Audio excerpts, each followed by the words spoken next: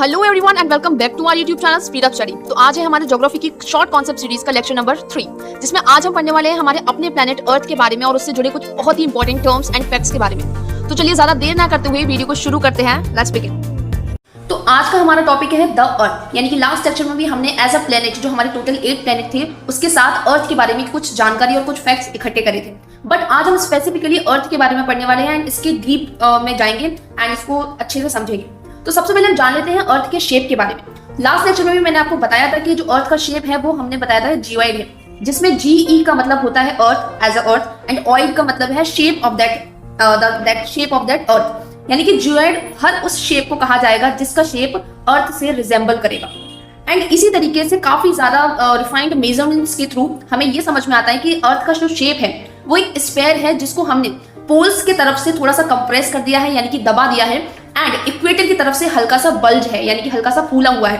And इसी shape को हमने क्या नाम दिया है? हमने नाम दिया है ऑब्लेट स्फेरॉइड का।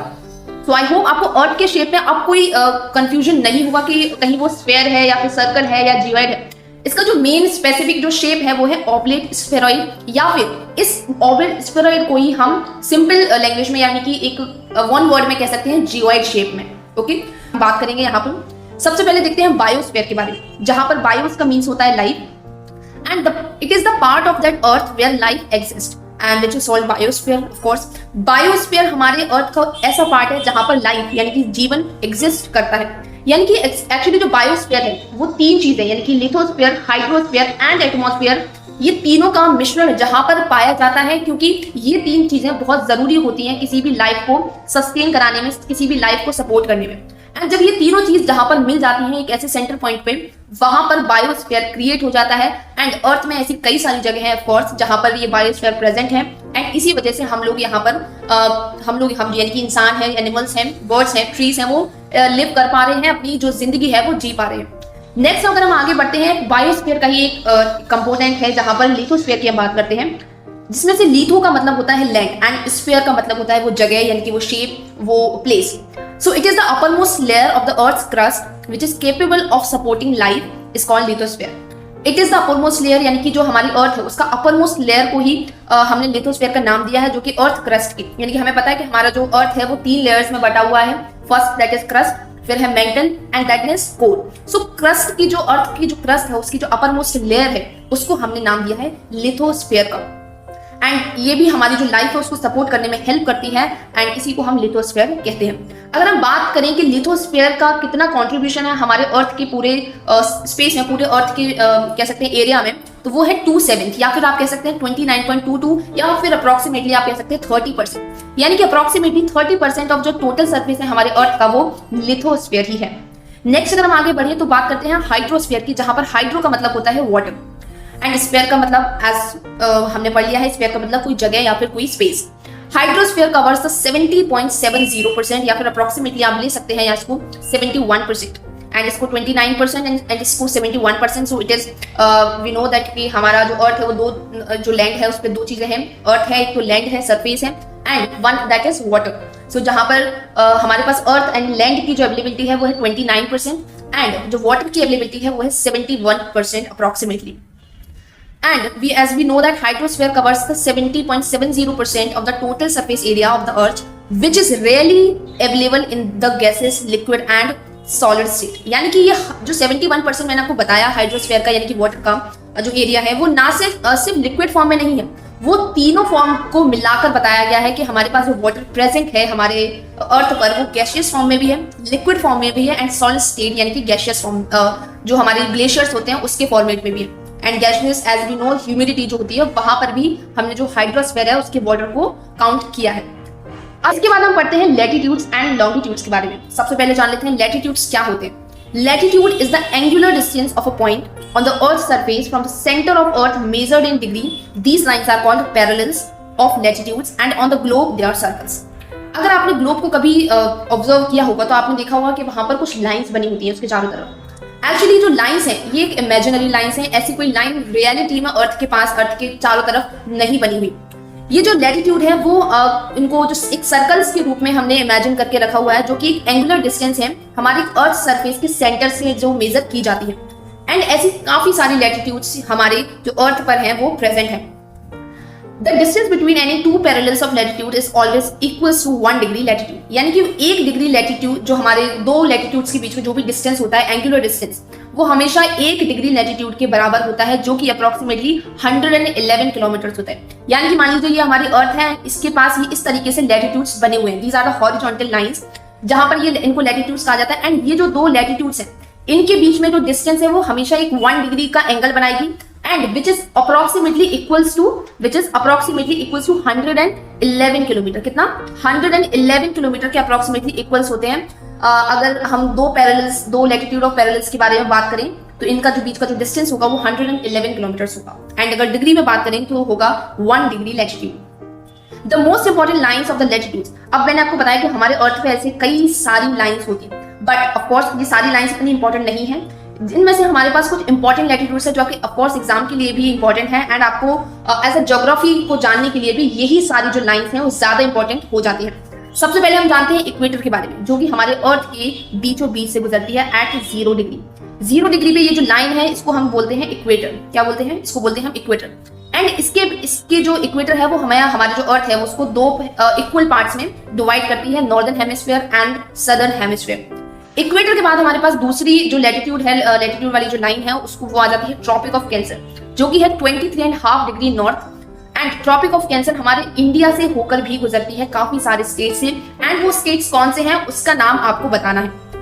अब बात करते हैं अगली लैटिट्यूड लाइन के बारे में, जो कि है ट्रॉपिक ऑफ कैप्रिकॉर्न, जो कि 23.5 डिग्री साउथ में जाकर हमारी अर्थ है, ये हमारा इक्वेटर। एंड इसके ऊपर 23.5 डिग्री पर ये हो गया हमारा ट्रॉपिक ऑफ कैंसर। एंड इसी सेम एंगल पर ट्रॉपिक ऑफ कैप्रिकॉर्न है हमारा 23.5 डिग्री साउथ में। ये रहा हमारा ट्रॉपिक ऑफ कैंसर जो कि नॉर्थ साइड में है, and this is tropic of Capricorn जो कि साउथ साइड में है। So this is equal in degrees, यानी कि ये भी 23.5 डिग्री है एंड ये भी 23.5 डिग्री ही है, बट एक नॉर्थ साइड में है, एक साउथ साइड में। अब इसके बाद नेक्स्ट जो हमारी इंपॉर्टेंट लैटिट्यूड आ जाती है वो होती है आर्कटिक सर्कल की, जो कि है 66.5 डिग्री नॉर्थ की साइड में, और एक है एंटार्क्टिक सर्कल जो कि है 66.5 डिग्री साउथ के साइड। यानी कि ये 3 लाइंस के बारे में ये आर्कटिक सर्कल की लाइन आ जाती है जो कि 66.5 डिग्री नॉर्थ होती है। एंड जो ये हमारी नीचे की वाली जो लाइन है जो कि एंटार्क्टिक सर्कल के नाम से हम जानते हैं, वो भी 66.5 डिग्री ही है बट साउथ साइड में। And this is the Arctic circle जो कि 66.5 डिग्री है बट नॉर्थ साइड में। तो आई होप आपको ये जो 5-6 जो मैंने आपको लाइंस बताई है लैटिट्यूड्स की, वो उनके डिग्रीज के साथ, उनके एंगल्स के साथ आपको याद हो गई हुई। अब आगे हम बढ़ते हैं लॉन्गिट्यूड के बारे में। मैंने अभी आपको बताया कि हमारी अर्थ ये रही, एंड इसमें जो हॉरिजॉन्टल लाइंस ड्रॉन होती है उनको हम कहते हैं लैटिट्यूड्स। इसी तरीके से हमारी अर्थ में लॉन्गिट्यूड भी होता है, जो कि होती है कुछ वर्टिकल लाइंस। ये जो वर्टिकल लाइंस होती है उनको हम बोलते हैं longitudes. It is an angular distance of a point on the earth surface along the equator east और west from the prime meridian. अब ये मैंने आपको क्या बताया, अलोंग द इक्वेटर मैंने आपको बताया क्या होता है। उसके ईस्ट और वेस्ट में कुछ एंगुलर डिस्टेंस होता है, उसको मेजर करते हैं, जो कि लॉन्गिट्यूड की जो लाइंस होती हैं उनको उससे मेजर करते हैं फ्रॉम द प्राइम मेरिडियन। अब ये प्राइम मेरिडियन क्या है? ये रहा हमारा earth, and this is what the prime meridian is, and ये क्या था हमारा इक्वेटर। एंड इस पॉइंट से जो भी हम जिस पॉइंट को या फिर जिस प्लेस को हम मेजर करना चाहते हैं उसके एंगुलर डिस्टेंस को पता कर सकते हैं इन दोनों लाइंस के हेल्प से। Okay, so this is the angular distance. मैंने आपको बताया कि अर्थ सरफेस से और जो इक्वेटर है उसके ईस्ट और वेस्ट साइड से। ये रहा हमारा अर्थ, ये रहा हमारा इक्वेटर, ये रहा हमारा प्राइम मेरिडियन, एंड इसका जो ईस्ट साइड, इसका जो वेस्ट साइड है एंड इसका जो ईस्ट साइड है, ये जो इससे हम अपना जो एंगुलर डिस्टेंस है वो मेजर करते हैं, एंड जिसकी हेल्प से हम ये जो डिस्टेंस मेजर कर रहे हैं उसी को हम लॉन्गिट्यूड कहते हैं। नेक्स्ट लाइन पे अगर हम आते हैं, that is 180 degree meridian, that is the international date line is exactly opposite to the primary, such points are called anti parallel points.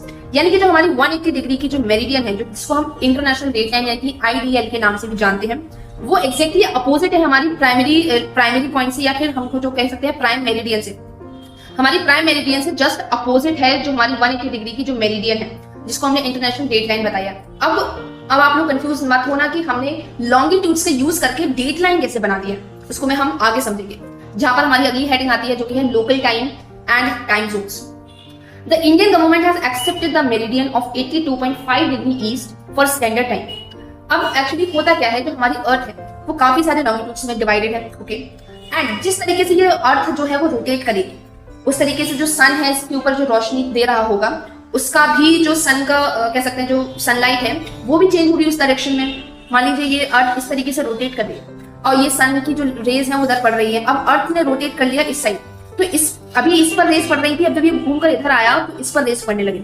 इसका मतलब यहाँ पर पहले दिन था, अब जब ये घूम के यहाँ आ गया तो यहाँ हो गई रात, यहाँ पर हो गई रात, एंड जब ये घूम के वापस यहाँ पर आया तो यहाँ पर क्या हो गया, डे।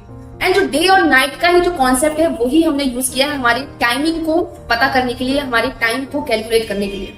सो इसीलिए हमारे जो टाइम के बीच में जो लॉन्गिट्यूड का जो रोल है वो यहाँ पर सामने आ जाता है। इसी तरीके से जो हमने देखा इंटरनेशनल डेटलाइन कौन सी है, यानी कि पूरे इंटरनेशनली अगर हम अपना टाइम मेजर करेंगे तो किससे करेंगे, इंटरनेशनल डेटलाइन से, जो कि 180 डिग्री लॉन्गिट्यूड, यानी कि जो भी 180 यानी कि ये रहा, इसमें जितनी भी लाइन्स होगी, जो लाइन 180 डिग्री से पास हो रही होगी, 180 डिग्री से पास हो रही होगी, उसको हमने international as a international dateline consider कर लिया है। एंड इसी के कह सकते हैं रेफरेंस को लेकर हमारे जो हर कंट्री है उसको वो अपने अपने टाइम को डिसाइड करती है। जैसे कि हमारे इंडियन गवर्नमेंट ने हमारे जो 82.5 डिग्री ईस्ट को हमारा मेरिडियन एक्सेप्ट करा है as a standard, which just 5 hours 30 minutes ahead of the Greenwich mean time. International dateline को ही हमने ग्रीनविच मीन टाइम का नाम दिया है, जो कि हमारे इंडिया से मतलब हमारे इंडिया का जो टाइमिंग है वो 5 hours 30 minutes आगे है ग्रीनविच मीन टाइम से। इसलिए अगर आपने कभी अपने फोन वगैरह में अगर जो क्लॉक है उसको सेट किया होगा, टाइम को सेट करा होगा, तो आपने देखा होगा कि दिल्ली का टाइम आ रहा है, इट्स GMT प्लस 5:30। सो जो आपने ये जो चीज देखी है GMT 5:30 वो यही है, इसका मतलब यही है जो ग्रीनविच मीन टाइम से हमारा जो टाइम चल रहा है यानी कि दिल्ली का टाइम चल रहा है वो 5 hours 30 minutes आगे है। ओके, सो आई होप आपको ये जो टाइम का कॉन्सेप्ट है वो आप समझ आ गया होगा। एंड फिर भी अगर आपको कोई डाउट है तो आप नीचे कमेंट सेक्शन में हमसे पूछ सकते हैं, I will definitely surely will reply you. Okay, so the earth is divided into 24 longitudinal zones. हमारी जो अर्थ है वो टोटल 24 लॉन्गिट्यूडनल जोन्स में डिवाइडेड है, एंड ईच बीइंग 15 डिग्री और the 1 hour apart in time. जो कि जैसे कि मैं बताया कि हमारी अर्थ स्फीयर है, प्रोबेबली हम मान लेते हैं कि ये पूरी 360 डिग्री है इसका एंगल। ओके, स्फीयर है, सर्कल है, ओके 360 डिग्री है। एंड पूरा जो हमारा अर्थ है वो 24 ऐसे लॉन्गिट्यूडनल जोन्स में डिवाइडेड है, जहां पर हर एक जो 15 डिग्री है वो 1 आवर को डिनोट करता है। And 360 degree is equals to 24 hours, क्योंकि 360 डिग्री अगर एक अर्थ घूम लेती है पूरा, यानी कि एक रोटेशन कंप्लीट कर लेती है, एंड इफ एक रोटेशन कंप्लीट कर लेती है यानी कि 24 आवर्स कंप्लीट कर लेती है, एक दिन कंप्लीट कर लेता है पूरा। एंड अगर हम 360 को डिवाइड करें 24 से तो हमारे पास आ जाता है कि 15 डिग्री को 1 आवर से हम इक्वलाइज कर सकते हैं इसीलिए।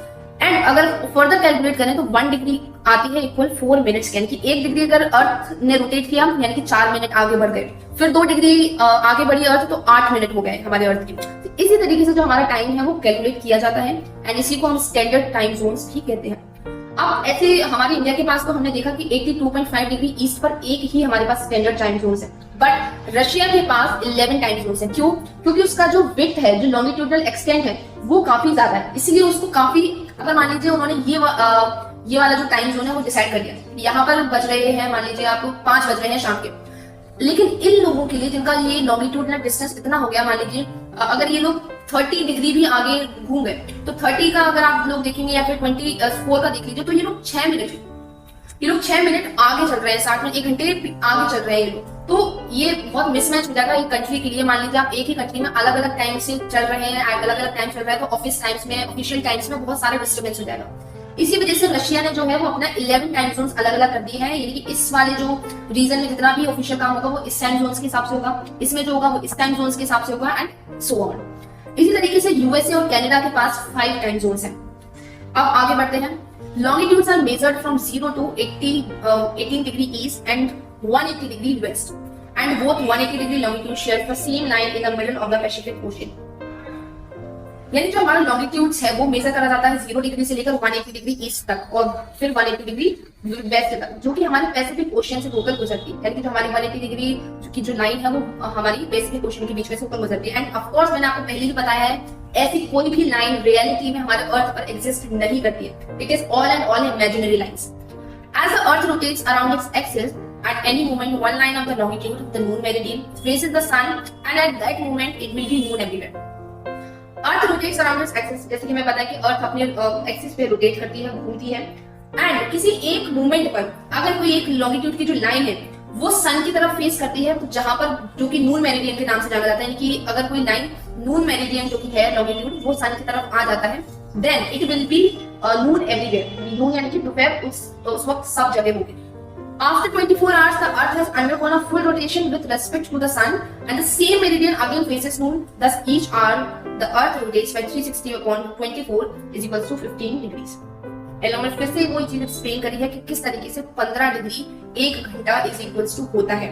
सो आई होप आपको ये समझ आ गया होगा अच्छे से। अब आगे कुछ और डिटेल में पढ़ते हैं इंटरनेशनल डेट लाइन के बारे में, यानी कि आईडीएल के बारे में। The international date line is an imaginary line, जैसे कि मैंने आपको बताया, on the surface of the earth that runs from the north to the south pole and demarcates one calendar day from the next.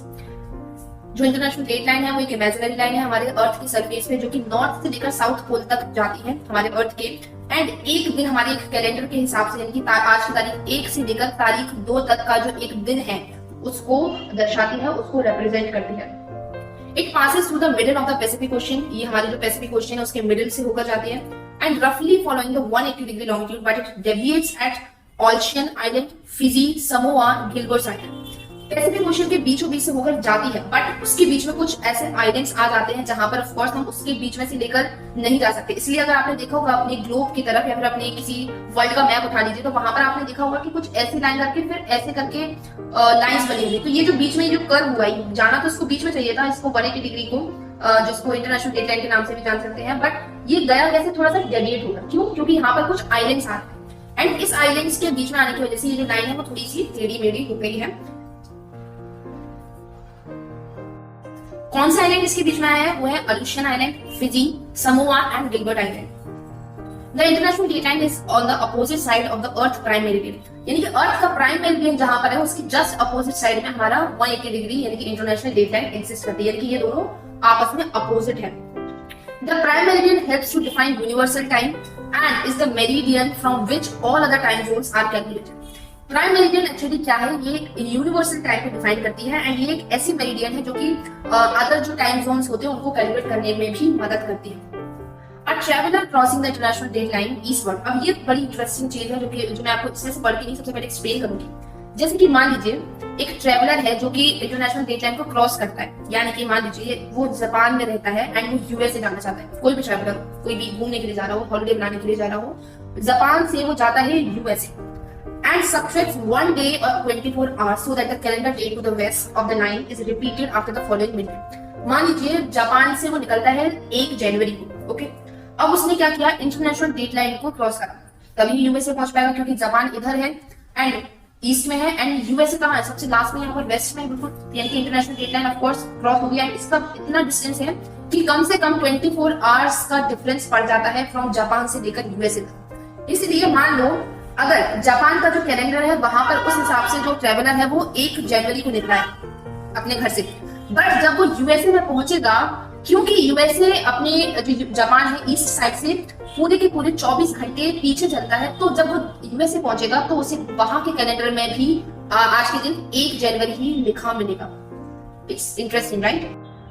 अब यहाँ पर मैंने आपके लिए जो डेट्स हैं एंड कुछ जो डेज का जो रोटेशन है हमारे अर्थ का एंड डेज का जो टाइम पीरियड है उसके बारे में कुछ इंटरेस्टिंग फैक्ट्स के रूप में मैंने आपको यहाँ पे कुछ पॉइंटर्स दिए हैं, आप यहाँ पर पढ़ सकते हैं। एंड ये सब चीज़ें क्यों होती हैं एंड इसके रीज़न हम आगे पढ़ने वाले हैं। तो सबसे पहले हम ऐसे ही रीड कर लेते हैं जस्ट फॉर इन्फॉर्मेशन, क्योंकि इसके बारे में आखिर ऐसा क्यों होता है, इसको क्या बोलते हैं, वो आगे पढ़ने वाले हैं इस वीडियो में।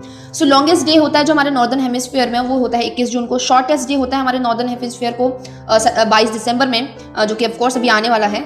Equal day and equal night होता है जो नॉर्दर्न हेमिस्फीयर में, वो होता है 21 मार्च को और 23 सितंबर को, यानी कि 21 मार्च और 23 सितंबर को हमारे नॉर्दर्न हेमिस्फीयर में इक्वल डेज और इक्वल नाइट, यानी कि 12 घंटे का दिन होगा और 12 घंटे की ही रात होगी।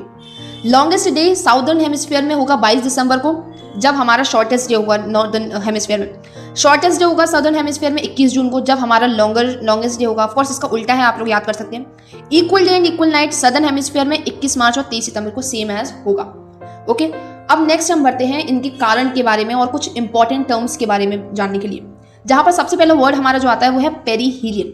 It is a deposition for any other planet and all with then it is at the nearest point to the sun.